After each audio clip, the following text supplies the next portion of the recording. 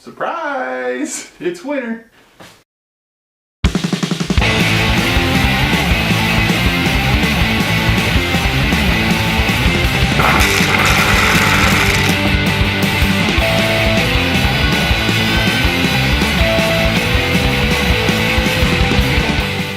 Alright, this is the ball valve from my converted keg, and after reading an article in the last issue of Brew Your Own, I decided to take it apart and see what kind of nastiness there is. You can see there's a little bit of black residue inside there.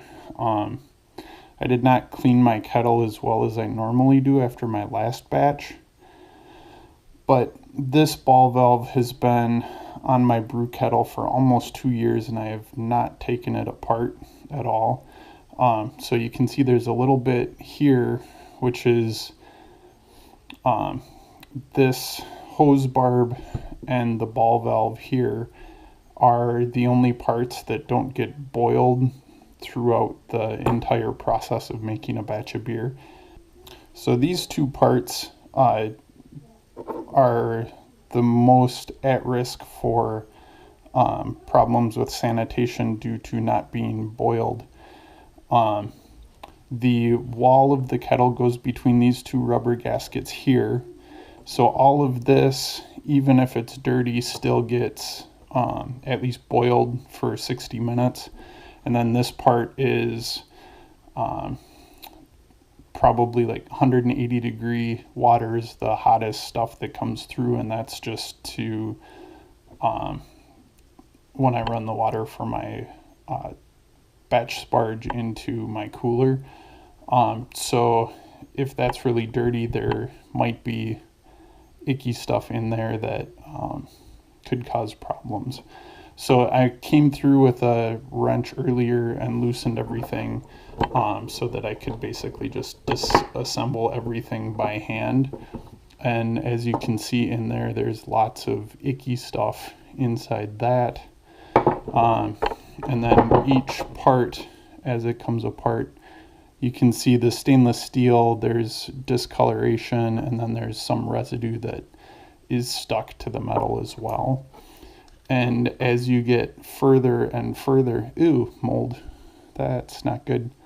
So that was growing inside there, and I would not have known that was there if I hadn't taken this apart, which, you know, part of me wishes I almost hadn't at this point. But so we'll go through, take all of this apart. Yeah, that's really quite nasty. So that will get cleaned, and then all of the parts holding the ball valve together have to get taken apart as well. All right. And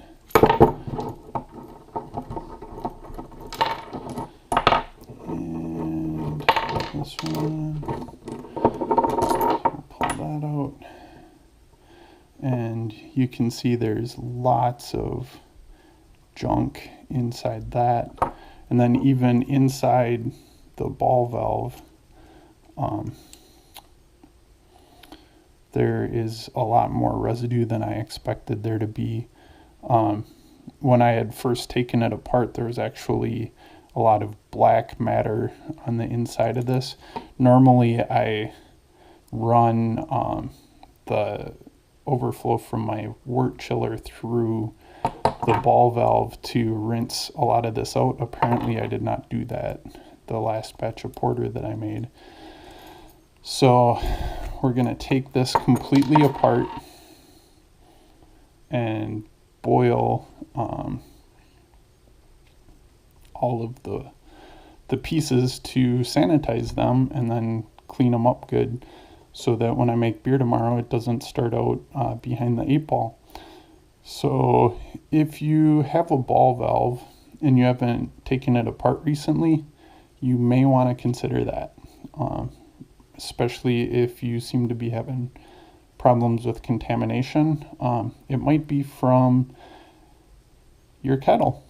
So This is actually a lot more horrifying than I anticipated it to be, but you know,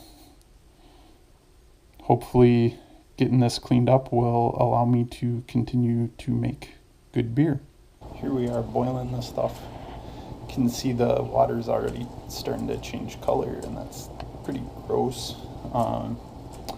But once it's done boiling, probably boil it for like 5 or 10 minutes, and then scrub each piece with a brush or cloth just to get it all cleaned up so there's no cross-contamination when I brew tomorrow.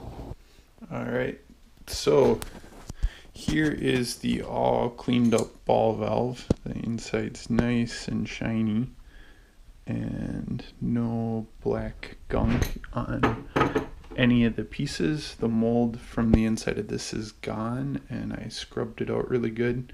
So this is going to go on the kettle that I'm going to use to make a cream ale today.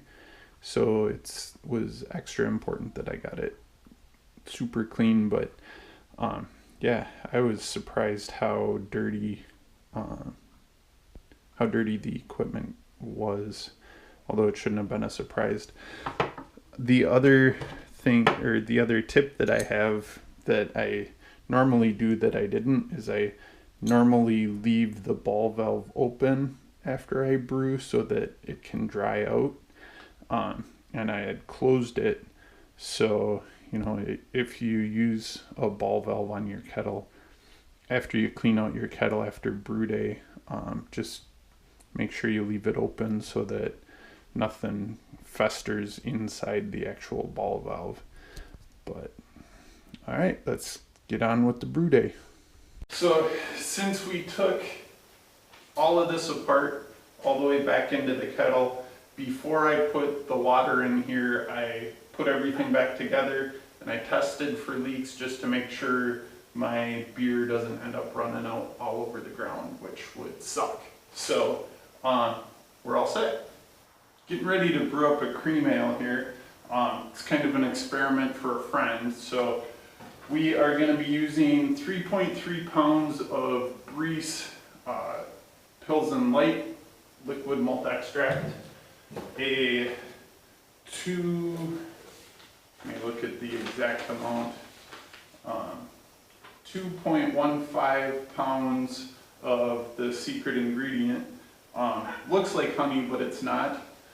And then there is 1/4 of a pound of flaked oats and 1 pound of carapils that we're gonna steep for 20 minutes, as well as have it in the water while it comes up to temperature. And then it's gonna be really straightforward recipe, 1 ounce of Hallertau for 60 minutes, and then we're gonna ferment it with SO4. So that's one of the brews I'm doing today. I'm gonna go get the grains weighed out for a small brew in a bag batch of Irish Red Ale. And that's gonna be the other brew going on today. So let's get brewing. There's the grain bag with the flaked oats and carapils in there. That's gonna stay in there while we bring the water up to 155 degrees. Then we'll cut the heat and let it steep for 20 minutes to let it do its thing. Big change in plans, guys. I guess I forgot I live in Wisconsin, and in January it gets cold. Got everything set up to start brewing the cream ale and getting the water up to temperature. Went to light my burner, and it is so cold out this morning that the propane won't even gas off to power my burner. So moving inside, rather than brewing 2 batches of beer, once again it looks like I'm gonna get foiled, and I will only be able to get 1 done today. And my wife is, she's not mad, but she has a very sensitive nose and does not enjoy the smell of hops. But got the okay to finish the batch of beer, so hopefully we'll be able to do it without stinking up the place too bad. But welcome to brewing. Gotta improvise sometimes, so should be fun still, but man, didn't think it was that cold out, but surprise! It's winter! Alright, got just about everything ready to go for the 60-minute hop edition, and gonna put the hops in this hop bag because since this is an extract beer and I'm using a smaller kettle than anticipated, I want to minimize the amount of beer lost to trub and hop matter and all that stuff. So I will be putting the 1 ounce of Hallertau hops in the hop bag and then adding it to the kettle once it comes up to a boil. We're at almost 200 degrees here, so got to keep an eye on it so don't get a boil over. Otherwise I will be banished from ever making beer in the house again. But things should go well, just gotta be careful. Alright, let's see if I can do this one-handed. Dump them in there.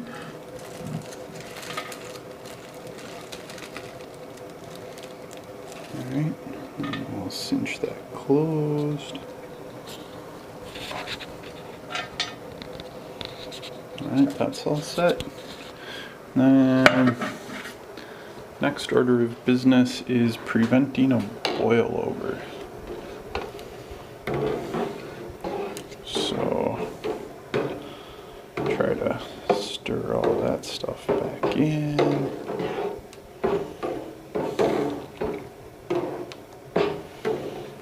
Alright, I will come back after we get the hops in. The boil hasn't quite started yet, but I put the hops in just to hope some of the hop oils will help reduce the likelihood of boil over.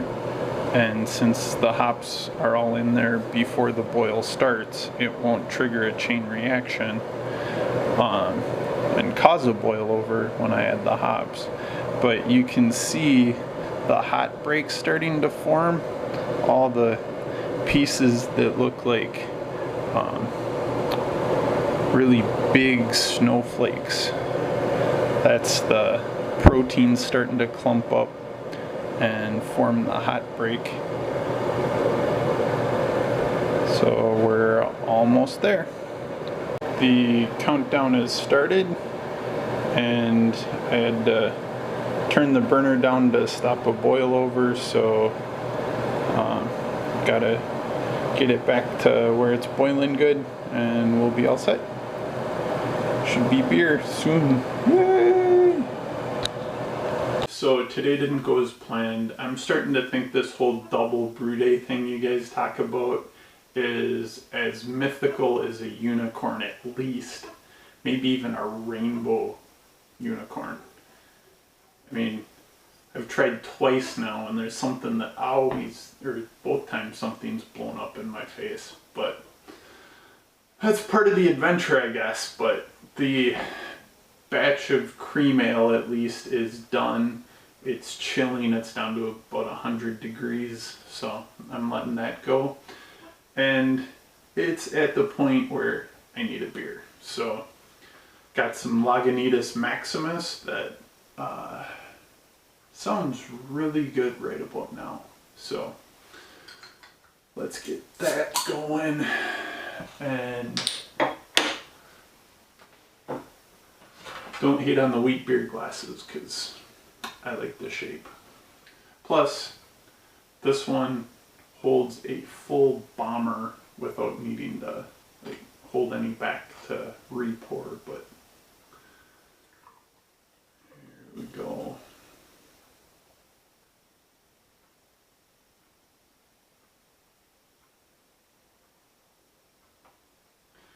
Hope your brew days go better than mine have recently. But I got beer. So it's all good. Cheers. Happy Homebrew Wednesday.